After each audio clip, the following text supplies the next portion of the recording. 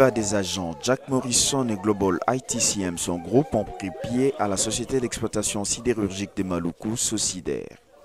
Le gouvernement a signé le contrat de concession de 20 ans vendredi 21 octobre et la cérémonie de remise reprise a eu lieu mardi 23 octobre au siège de la direction générale au centre-ville.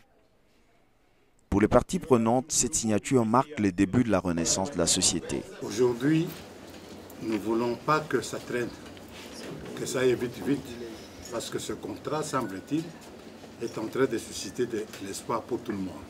Cette cérémonie qui, effectivement, tourne la page de Sosider entreprise publique pour l'ouvrir sur Sosider et Sarel. On va passer plus de 80 mois sans être payé. Bientôt là on sera payé et qu'on aura une nouvelle vie. Et puis d'abord la reprise du travail, la fierté d'une agence de travail. Nous allons revenir au travail.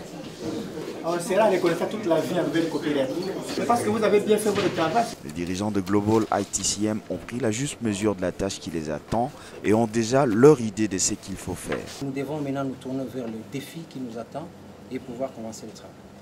I'll give a more in-depth speech when I've accomplished something.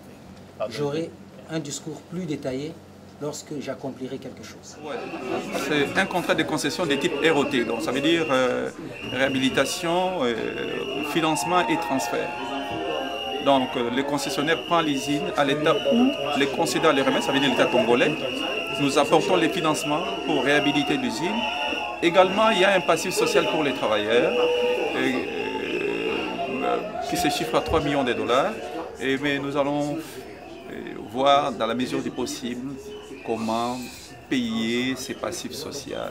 Nous ne sommes pas venus pour détruire l'emploi, nous sommes venus pour créer l'emploi. Et pour créer l'emploi, il faut d'abord maintenir l'emploi existant. Créé en 1972 pour la production de 150 000 tonnes de tôles ondulées par an pour son usine à froid et 100 000 tonnes de fer à béton et dérivés pour l'usine à chaud, la Sosider n'a vraiment fonctionné que pendant 5 ans à 10% de sa capacité. Ses activités sont à l'arrêt total depuis 1988 et les différentes tentatives de sa relance se sont souvent soldées par l'échec.